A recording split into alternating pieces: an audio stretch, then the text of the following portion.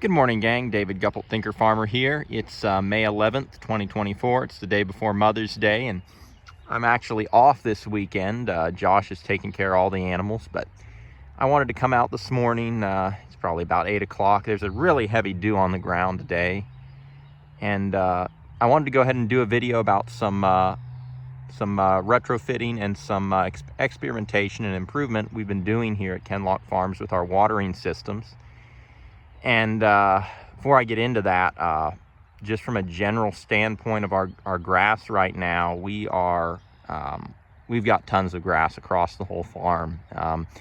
April was a bit dry on the whole. I think we had good soil moisture going into spring, but April got dry, and then I guess about 3 weeks or so, we didn't have April showers, but starting here into May, we've kind of gotten to a weather pattern with a lot more moisture.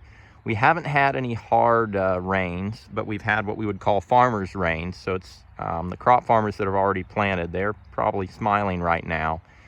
And we've had some good farmers' rains. And I mean, this morning, well, we got a little bit of rain last night, but between that and with all the moisture in the air, we've had a lot of dew. My pants are soaked, even with boots on. So grass growth is looking really, really good. But I wanted to talk about watering systems. 2-3 weeks ago, Alan Williams came out and he went over our farm, did pasture walks with us, showed us a lot of things we could do to continue improving. And one of the things we discussed was these MiraFount waterers. And for those of you that don't know, MiraFount waterers are, I would say on the whole, they'd be considered an upgrade from more conventional agriculture.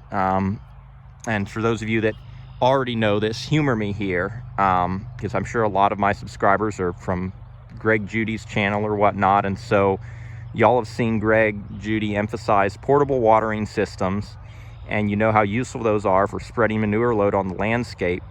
But for the majority of American farmers that are raising cattle, portable watering systems are not a thing, and MiraFounts sometimes aren't even a thing. There are farmers out there that they want to reduce their infrastructure costs, and everything is done on huge scales, even to the point of fencing 500-acre paddocks, and turning your cows loose in that and leaving them in there for months and months at a time, not even maybe bothering them during calving season, and then going in, harvesting the calves, you know, at a few times of the year.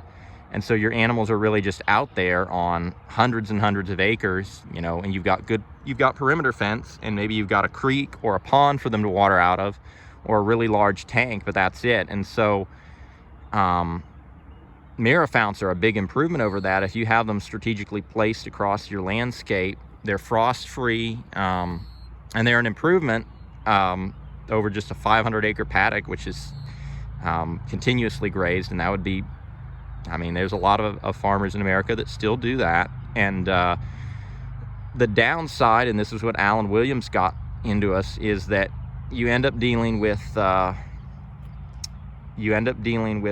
large area around the pad that just gets heavily impacted and never grows any grass.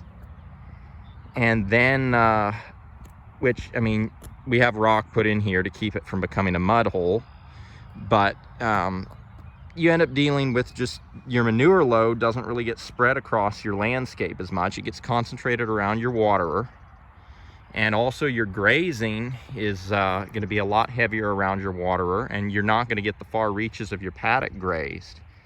And so, you know, on the one hand, this is way better than a 500-acre, you know, paddock where, you know, the animals are just out there for sure. But if we're regenerative farmers, one of the critical things is we're constantly improving. And so this past week, my farm manager and I, my farm manager Todd and I, we came out here, I forget, I think it was Wednesday or Thursday evening. And our question was, would we be able to retrofit these MiraFounts? Because just putting in new water line is going to cost a ton. And we've already got, you know, a water line here. We've already got a waterer here. What can we do with what we already have without spending a whole bunch of money? I mean, you can't just, so yeah, I mean, money is not grow on trees and doesn't just grow out of the grass. So what I'm going to show y'all is what we're experimenting with right now. And pardon me, I'm doing this one-handed. So we were trying to figure out how are we going to get into these MiraFounts and change things out, and will it be easy to do? And we were really shocked at how easy it was. We went ahead, Todd went to, I want to say just went to the hardware store, Home Depot. We bought a $9 brass valve, which a three-quarter pipe fitting on this end, going into the PVC pipe. Comes out straight out of the center of the MiraFount. And I think it's $9. It's pretty traditional household spigot like you'd see outside a house.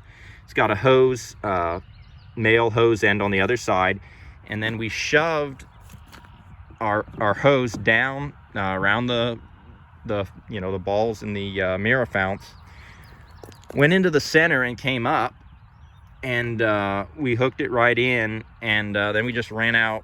In this case, I think we ran a 50-foot and then a 25-foot hose on top of that. You could run 100 feet or more. Honestly, garden hose wears out over time. We've got really good garden hose here. You can see this is a pretty thick ply garden hose. You don't want cheap garden hose. That'll last you, won't even last you one season. But we ran it out to a 150-gallon stock tank, and got it away from the waterer, so there's a different impact. They've been in here now a day, and Josh is taking care of things today, so we're going to be moving this tank later on today. Or I say moving it, it's the weekend, we're probably just going to shut this tank off. Yeah, Josh is just going to shut this tank off because we want to experiment and see how the MiraFount does with just one MiraFount valve on instead of two. We think it'll work just fine because originally it had two MiraFount valves in it. And with one, you might have a slightly lower flow, although it's still the same pipe, central pipe it's coming up from. So we don't think it'll make a big difference. But we want to experiment and see. We did test draining the MiraFount, and it took about 8 minutes to refill, which that doesn't seem that bad to us. And this is a gravity flow system. This is we call this the pond paddock because we've got a pond. We've got it fenced out, but it's in a riparian area right over there. It's fenced out, all fenced out. Oh, I'm already zoomed all the way in.